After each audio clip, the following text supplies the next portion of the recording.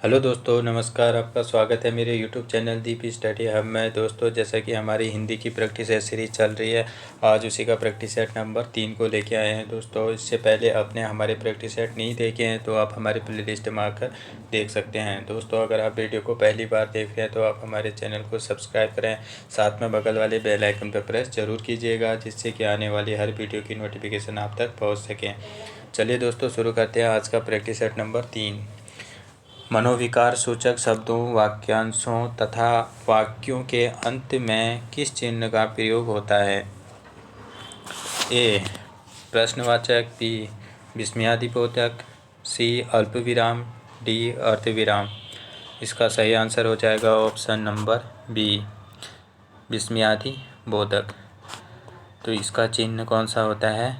ये वाला। और वहीं बात करें हम अल्पविराम की, तो अल्पविराम का चिन्ह ये हो जाएगा अर्धविराम। अर्धविराम हमारा ये वाला हो जाएगा। अगला क्वेश्चन, जब वाक्य के मध्य में कोई शब्द या पद छूट जाता है तब उसे पूरा करने के लिए उस स्थान पर कौन सा विराम चिन्ह लगाकर उसके ऊपर लिखा जाता है? ए हंस पद विराम चिन्ह, बी अल्प विराम चिन्ह, सी अर्ध विराम चिन्ह, डी अपूर्ण सूचक विराम चिन्ह। इसका सही आंसर हो जाएगा ऑप्शन नंबर ए हंस विराम चिन्ह। और इसी का दूसरा नाम क्या है? त्रुटि बोधक। त्रुटि बोधक।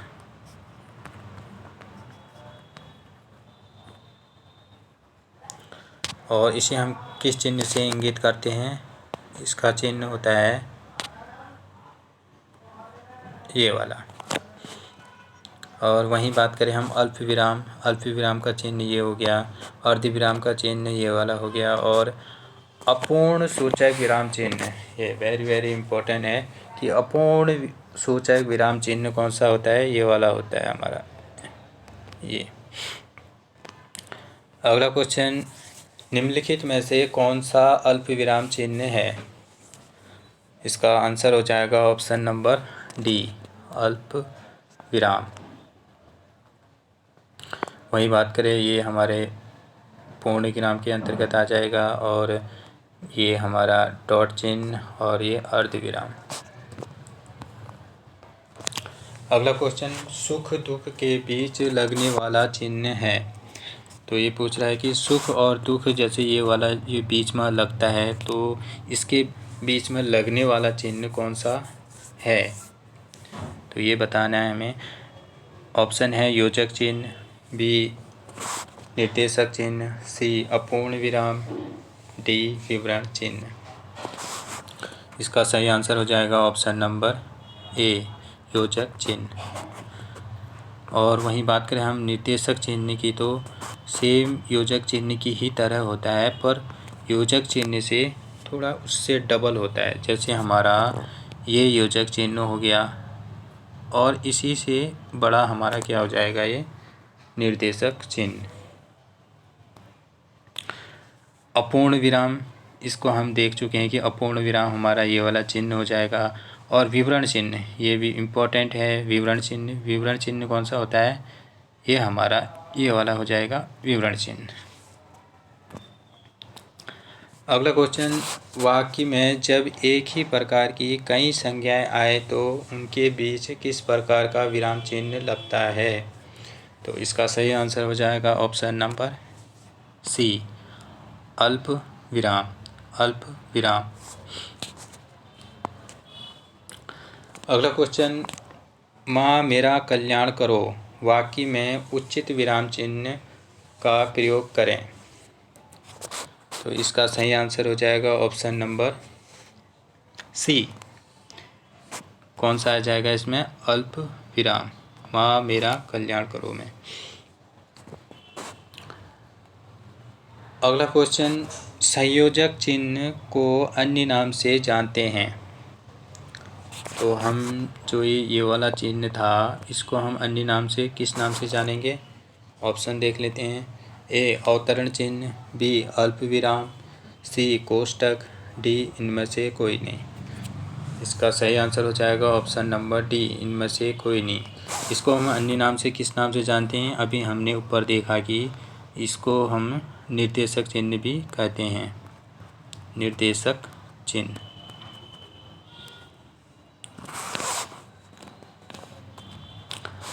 अगला क्वेश्चन, आनंद घर आया, थोड़ी देर रुका और चला गया, इस वाक्य में उचित विराम होगा। इसका सही आंसर है ऑप्शन नंबर डी, अल्प विराम। तो आनंद घर आया, थोड़ी देर रुका और चला गया, इसमें कौन सा लग जाएगा? अल्प विराम चिन्ह। और बाकी ये आपको पता ही है, ये अर्ध विराम और ये योजक चिन्ह और ये प्रश्नवाचक चिन्ह। अगला क्वेश्चन, तुल्यता सूचक चिन्ह को पहचाने। तो हमें पहचानना है कि इसमें से तुल्यता सूचक चिन्ह कौन सा होता है। तो इसका सही आंसर हो जाएगा ऑप्शन नंबर सी, तुल्यता सूचक। और ये हमारा त्रुटिबोधक चिन्ह हो गया, ये हमारा कोष्ठक चिन्ह हो गया, और ये हमारा कौन सा हो गया? लांघव चिन्ह। वेरी वेरी इम्पोर्टेंट कि लांघव चिन्ह कौन सा होता है? ये वाला होता है। जैसे हम डॉक्टर लिखते हैं तो लांघव चिन्ह का ही प्रयोग करते हैं शॉर्ट फॉर्म में। अगला क्वेश्चन, तुम कब आओगे, इस वाक्य में उचित विराम का प्रयोग करें। ए प्रश्नवाचक चिन्ह, बी पूर्ण विराम, सी कोष्ठक, डी उप विराम। इसका सही आंसर हो जाएगा ऑप्शन नंबर ए, प्रश्नवाचक। तुम कब आओगे, इसमें कौन सा लगेगा? तुम कब आओगे में प्रश्नवाचक। अगला क्वेश्चन, विवरण चिन्ह को पहचाने। विवरण चिन्ह को पहचाने, इसका सही आंसर हो जाएगा ऑप्शन नंबर ए, विवरण चिन्ह, ये वाला हो जाएगा। और ये चिन्ह कौन सा कहलाता है? ये कहलाता है हमारा उद्धरण चिन्ह। उद्धरण चिन्ह कौन सा कहलाएगा? उद्धरण चिन्ह। और वहीं बात करें हम इस चिन्ह की, तो ये हमारा कौन सा कहलाएगा? लोप चिन्ह। लोप चिन्ह। और इसका तो हम देख ही चुके हैं, ये हमारा कौन सा आ जाएगा? लांघव चिन्ह। कौन सा आएगा? लांघव चिन्ह।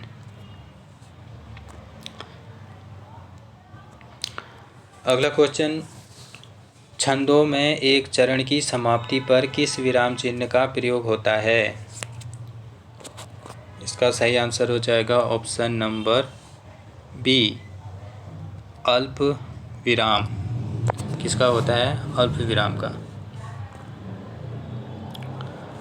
अगला क्वेश्चन, हंस पद किस विराम का एक और नाम है? ए त्रुटि विराम, बी पूर्ण विराम, सी अल्प विराम, डी लोप विराम।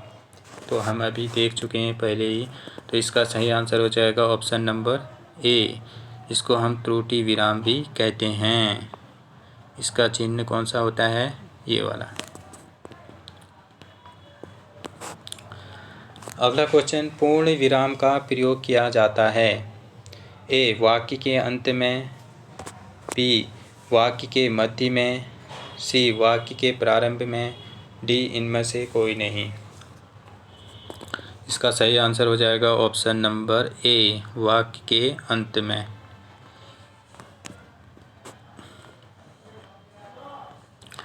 अगला क्वेश्चन, निम्न चिन्हों में से पूर्ण विराम को पहचानिए।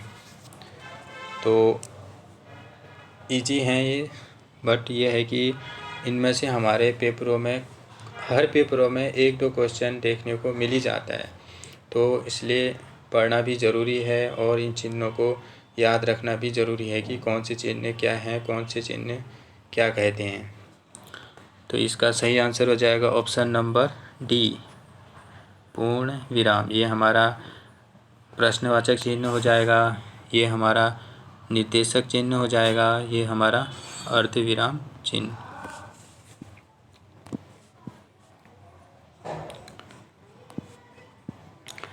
अगला क्वेश्चन कि विराम चिन्ह प्रयुक्त होता है, तो यहाँ पूछा गया है कि हमें इस चिन्ह को कहाँ प्रयुक्त होता है या इसे किस नाम से जाना जाता है।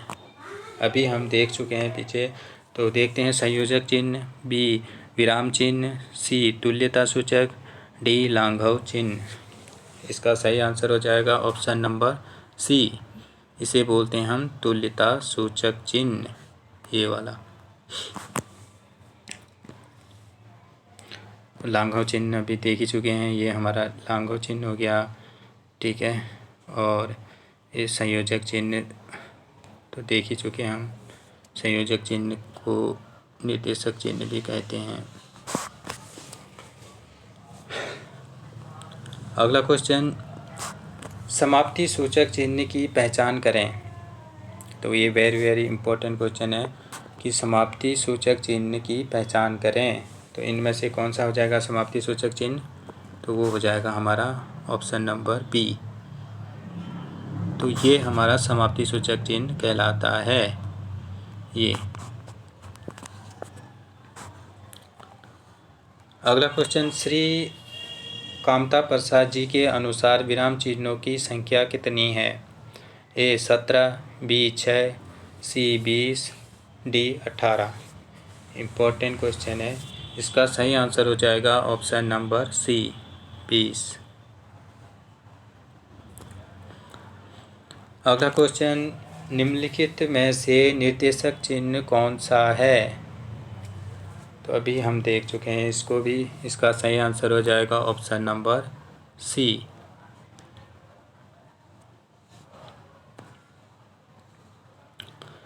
अगला क्वेश्चन, जहां वाक्य की गति अंतिम रूप से ले विचार के तार टूट जाएं, वहां किस चिन्ह का प्रयोग किया जाता है।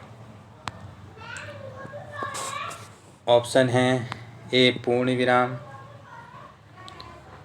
बी योजक, सी अल्प विराम, डी उद्धरण चिन्ह। इसका सही आंसर हो जाएगा ऑप्शन नंबर ए पूर्ण विराम। यह हमारा योजक चिन्ह हो गया, ये हमारा अल्प विराम हो गया और ये हमारा उद्धरण चिन्ह हो गया।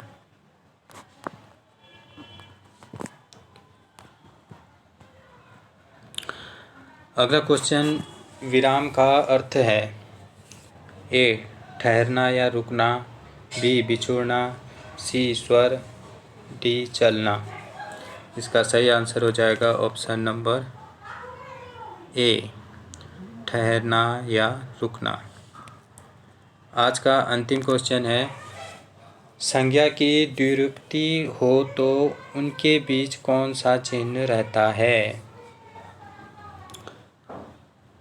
ए योजक, बी कोष्ठक, सी निर्देशक, डी अवतरण। इसका सही आंसर हो जाएगा ऑप्शन नंबर ए योजक। जैसे माता पिता, तो बीच में कौन सा रहता है, ये वाला चिन्ह रहता है। सुख दुख बीच में वही रहेगा। भाई बहन बीच में ये वाला चिन्ह रहेगा।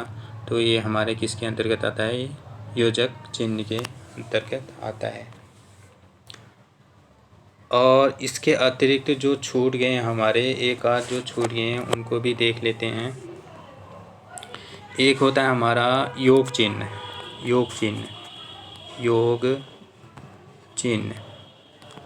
तो योग चिन्ह हमारा कौन सा आता है, ये वाला हमारा योग चिन्ह के अंतर्गत आता है। और एक आता है हमारा कौन सा, रेखांकित चिन्ह, रेखांकन चिन्ह, जिसे हम अंडरलाइन भी बोलते हैं, इंग्लिश में अंडरलाइन बोलते हैं उसे, और ये हिंदी में इसको रेखांकन चिन्ह कहते हैं। ये नीचे आता है, जैसे अंडरलाइन चिन्ह के रूप में ऐसे नीचे आ जाता है, ये वाला हमारा अंडरलाइन चिन्ह कहलाता है। तो आज के सारे चिन्ह हो ही गए। इनको अच्छे से देख लीजिएगा और साथ में नोट भी कर लीजिएगा। तो चलिए दोस्तों, आज का सेशन यहीं समाप्त होता है। फिर मिलते हैं अगले प्रैक्टिस सेट में। थैंक यू दोस्तों, थैंक यू सो मच।